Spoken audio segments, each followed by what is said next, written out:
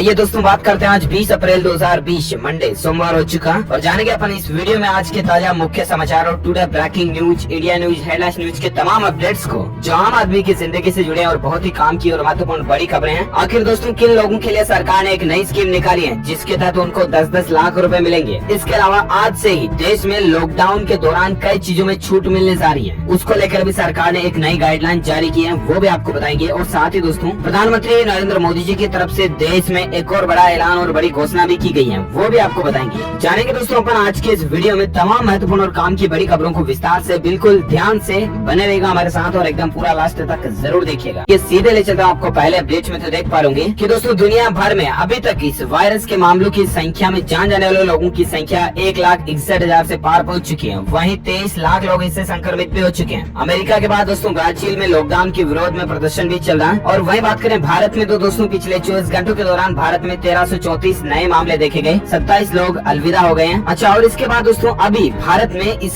बीमारी से संक्रमित लोगों की कुल संख्या 16,116 से भी ऊपर पहुंच चुकी है। अब तक 519 लोग इस दुनिया से अलविदा भारत से कह चुके हैं। तो ये तो डेटा और आंकड़े अभी तक के लाइव अपडेट्स हैं। और फिलहाल अगली बड़ी खबर आप देख पा रहे कि दोस्तों सरकार का यू टर्न देखिए, लॉकडाउन अवधि के दौरान गैर जरूरी सामान नहीं बेच पाएंगी ई कॉमर्स कंपनियां। जी हाँ, दरअसल आपने देखा होगा हाल ही में कुछ दिनों से मीडिया में खूब सारी ऐसी खबरें चल रही थी दोस्तों की 20 तारीख से ऑनलाइन शॉपिंग वगैरह शुरू हो जाएगी, अमेजॉन, फ्लिपकार्ट, स्नैपडील वगैरह वगैरह, राइट।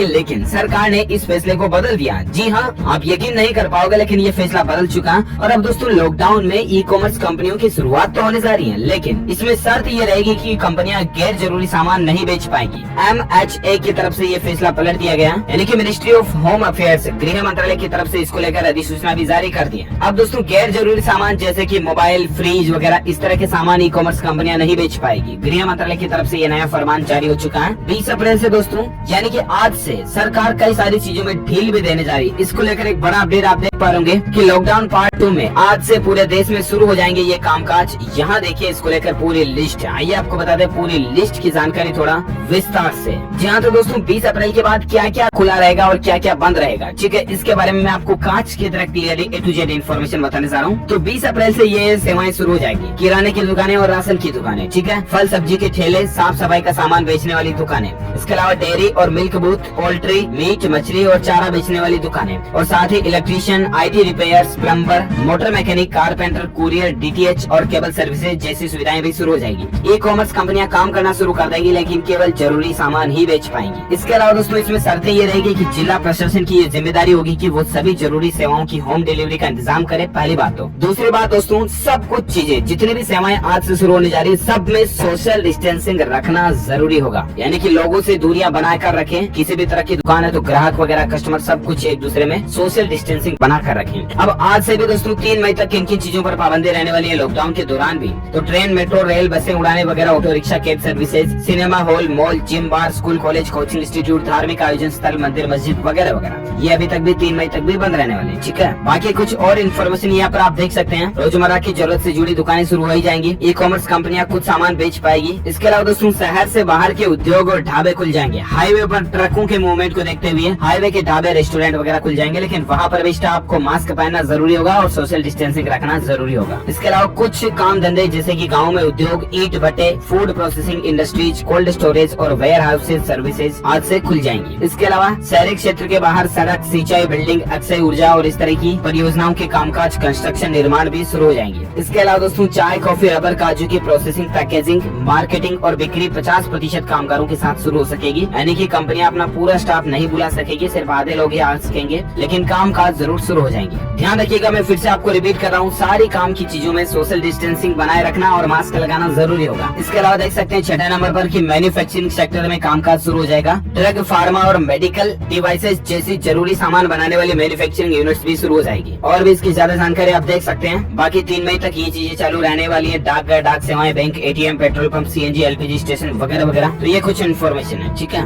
इसके अलावा दोस्तों झारखंड सरकार भी 20 अप्रैल से सरकारी दफ्तर शुरू करने जा रही है। इसको लेकर सरकार ने कुछ आदेश भी जारी किए हैं, इसमें भी वो रूल्स, कानून, कायदे लागू रहेंगे। चलिए अब अपन बात करें अगली अपडेट में, तो देख पा रहे प्रधानमंत्री नरेंद्र मोदी जी बोले दोस्तों की देश में जो ये वायरस की लड़ाई है इसमें एकता और भाईचारे को प्रधानता दी जाए। दुनिया को नए बिजनेस मॉडल्स की तलाश है और ऐसे में हम सभी को मिलजुल करके इस चुनौती से लड़ना है, निपटना है। भाईचारा जरूरी है, धर्म और जाति को इस बीमारी के दौरान हमें नहीं देखना है, ठीक है। साथ ही अगला अपडेट अपडेट आ रहा है दोस्तों की देश में दवाओं की कमी नहीं होगी। केंद्र सरकार ने इसको लेकर एक बड़ा फैसला लिया। जी हाँ, आपको बता दें देश में इस वायरस के बढ़ते मामले और लगभग महीने से ज्यादा लॉकडाउन के बीच दवाओं की कमी की चिंता अब सरकार को सताने लगी है और इसलिए सरकार ने दवाओं के पर्याप्त सप्लाई को ध्यान में रखते हुए एक बड़ा फैसला लिया। और दोस्तों सरकार ने ऐसी दवाओं की सशर्त आयात की अनुमति दे दी है जिनके एक्सपायर होने में 60% से भी कम समय बचा। उन दवाओं को अब हम बाहर से भी खरीद पाएंगे, तो ये सुविधा सरकार ने शुरू कर दी है। चलिए साथ ही अगला अपडेट आ रहा दोस्तों की इस बीमारी से महामारी से बचाव के लिए दोस्तों टीवीएस कंपनी ने एक बड़ा कदम उठाया है। 1 मिलियन से भी ज्यादा फेस मास्क बना करके लोगों में बांटे हैं, तो ये अच्छी बात है टीवीएस की तरफ से।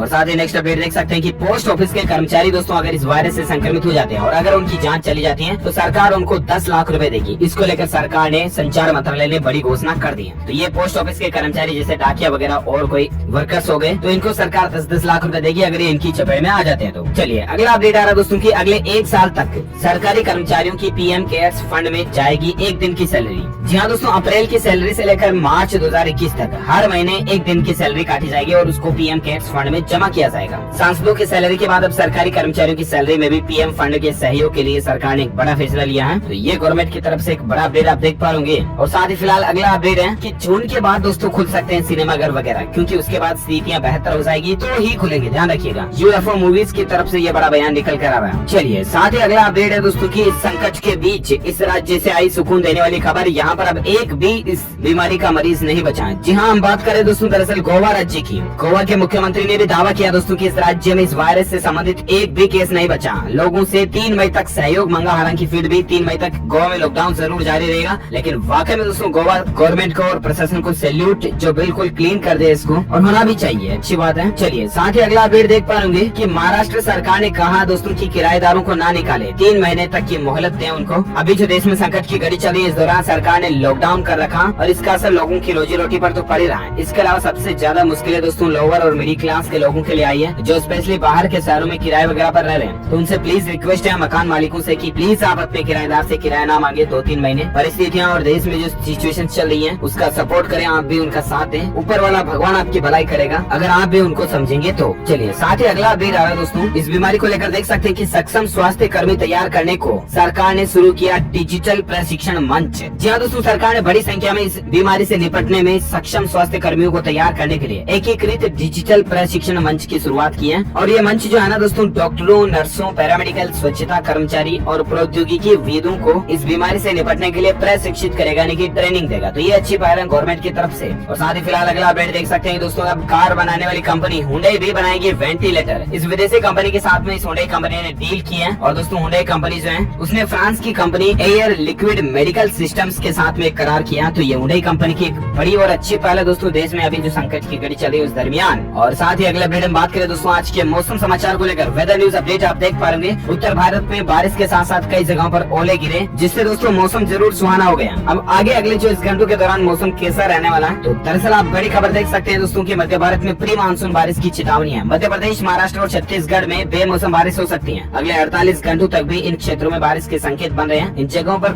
पिछले 24 घंटों में भी बारिश हो चुकी है, लेकिन अगले आने वाले 48 घंटों में भी बारिश हो सकती है किन किन जगहों पर, ठीक है। तो आपको बताते हैं। तो दोस्तों अगले 24 घंटों के दौरान संपूर्ण भारत के मौसम पूर्वानुमान की अगर बात करें तो उत्तर भारत के पहाड़ी राज्यों जैसे कि जम्मू कश्मीर, लद्दाख और हिमाचल प्रदेश, उत्तराखंड में तो है ही बारिश होने के आसार। इसके अलावा दक्षिण पूर्वी मध्य प्रदेश, छत्तीसगढ़, तेलंगाना और उड़ीसा में भी कुछ जगहों पर तेज गर्जना के साथ हल्की से मध्यम बारिश की संभावना है। साथ ही पंजाब, हरियाणा, राजस्थान, दिल्ली और पश्चिम उत्तर प्रदेश के कुछ हिस्सों में धूल भरी आंधी के साथ साथ छिटपुट बारिश भी हो सकती है। साथ ही दोस्तों पश्चिम बंगाल, आंध्र प्रदेश, केरल, आंतरिक कर्नाटक, तमिलनाडु, दक्षिण मध्य महाराष्ट्र में भी कुछ जगहों पर हल्के फुल्के छींटे गिर सकते हैं। तो ये दोस्तों आज के मौसम समाचार रहे। और बात करें अगले अपडेट की तो देख पाओगे कि आज से सभी स्कूलों में ऑनलाइन पढ़ाई शुरू होने जा रही है। सुबह 8 बजे से लेकर 2 बजे तक क्लासेस चलेगी। बात कर रहे हैं हम दोस्तों उत्तर प्रदेश सरकार की तरफ से एक बड़ा फैसला लिया गया जहाँ लॉकडाउन चल रहा है और देश की अर्थव्यवस्था को शिक्षा के क्षेत्र में बढ़ावा देने के लिए यूपी प्रशासन की तरफ से अच्छा बदलाव किया जा रहा है। 20 अप्रैल से कई जगहों पर दोस्तों ऑनलाइन क्लासेस शुरू होने जा रही है, जहाँ पर 8 से 2 तक क्लासेस चलेगी और पहली से लेकर 12वीं तक के स्टूडेंट्स पढ़ाई कर पाएंगे। इसको लेकर दोस्तों कई प्रशासन ने, जिला शिक्षा अधिकारियों ने व्हाट्सएप ग्रुप वगैरह भी बनाए। कई सारे यूट्यूब पर ऑनलाइन प्लेटफॉर्म के जरिए भी पढ़ाई कर रहे हैं। इसके अलावा एनसीईआरटी की बुक्स, ई बुक्स वगैरह भी आप ऑनलाइन डाउनलोड करके घर पर ही अपनी पढ़ाई वगैरह कर सकते हैं। तो ये कुछ चीजें हैं। और साथ ही अगला अपडेट देख पाएंगे दोस्तों इस बीमारी की जानकारी से संबंधित एक पोर्टल लॉन्च किया कर्नाटक सरकार ने। इस पोर्टल का वेब एड्रेस भी आप देख सकते हैं। तो इस वेब एड्रेस में जाकर के आप इसके बारे में कुछ जनरल इन्फॉर्मेशन वगैरह या कोई गवर्नमेंट के इंस्ट्रक्शंस हैं तो उनको चेक कर सकते हैं आप, अगर कर्नाटक राज्य से बिलोंग करते हैं तो। साथ ही अगला अपडेट देख पा रहे दूंगा दोस्तों की इन 16 करोड़ लोगों के खातों में सरकार ने ट्रांसफर किए 36,659 करोड़ रुपए। क्या आप भी इनमें शामिल हैं? जी हाँ, तो आपको बता दें, दरअसल दोस्तों बात कुछ यूँ है कि जब से सरकार ने लॉकडाउन लगाया उसके बाद गरीबों के लिए, महिलाओं के लिए, बुजुर्गों के लिए, जनधन खाता धारकों के लिए, माताओं बहनों के लिए गैस सिलेंडर को लेकर, उज्ज्वला योजना से संबंधित कई सारी स्कीमें सरकार ने निकाली है ताकि आम आदमी को परेशानी नहीं हो और गरीबों को ज्यादा से ज्यादा फायदा मिल सके। राशन कार्ड पर राशन देने से संबंधित 1 किलो दाल चावल वगैरह हो गया, जो कुछ भी बहुत सारी प्लानिंग और योजनाओं की डिटेल्स हमने आपको TLS न्यूज के ऊपर बताई थी, राइट। तो ऐसे में दोस्तों ये जो डेटा और आंकड़ा निकल कर आ रहा है, इसके अनुसार सरकार ने किसानों को भी 2-2 हजार रूपए वगैरह किस्त के रूप में भेजे थे, 500-500 रूपए जनधन खाता धारकों को, महिलाओं को भेजे थे। ऐसे में टोटल दोस्तों अलग अलग स्कीमों के द्वारा टोटल 36,659 करोड़ रुपए सरकार ने 16 करोड़ लोगों के खातों में ट्रांसफर कर दिए। तो आप भी इसके बारे में ज्यादा जानकारी स्क्रीन पर देख सकते हैं। साथ ही अगला अपडेट देख सकते हैं दोस्तों की लोगों की नौकरियां ना जाए, लाखों लोगों की नौकरियों को बचाने के लिए CBDT ने रिफंड किया 5,204 करोड़ रुपए। ये भी दोस्तों आमदनी सेक्टर से जुड़े लोग ज्यादा प्रभावित अभी लॉकडाउन के चलते हो रहे हैं, तो लोगों को परेशानी से बचाने के लिए इनकम टैक्स डिपार्टमेंट की तरफ से हजारों करोड़ रुपए रिफंड भी किए जा चुके हैं। तो ये अच्छी राहत की बात है। साथ ही अगला अपडेट देख सकते हैं कि सरकारी दफ्तरों के खुलने का दिशा निर्देश जारी हो चुका, लेकिन ऑफिस आते या जाते समय स्क्रीनिंग की जाएगी स्टाफ की। जी हाँ, तो दरअसल दोस्तों आज से 20 अप्रैल से कई सारे सरकारी कार्यालयों में कर्मचारियों की संख्या बढ़ेगी, कामकाज शुरू होंगे, लेकिन आते जाते समय दौरान उनकी स्क्रीनिंग अनिवार्य होगी। ये सरकार की तरफ से एक बड़ा फैसला है। और साथ ही दोस्तों 20 अप्रैल से सरकार आज सॉवरेन गोल्ड बॉन्ड स्कीम के तहत 6 किस्तों में सोना भी बेचने जा रही है। आप ऑनलाइन सोना खरीद सकते हैं, सस्ते में खरीद कर महंगे में बेचकर इस तरह से कमाई कर सकते हैं online sovereign gold bond scheme के जरिए। ठीक है, घर बैठे बिजनेस करने का ये लॉकडाउन के दौरान आपके पास एक अच्छा विकल्प भी हो सकता है। अगला अपडेट देख सकते हैं कि रोहिंग्या मुसलमानों पर गृह मंत्रालय का अलर्ट है। तबलीगी जमात में जो शामिल हुए थे वो लोग सावधान रहें और हो सके तो जरूर अपने नजदीकी मेडिकल हॉस्पिटल सेंटर जाकर के चेकअप जरूर करवाएं।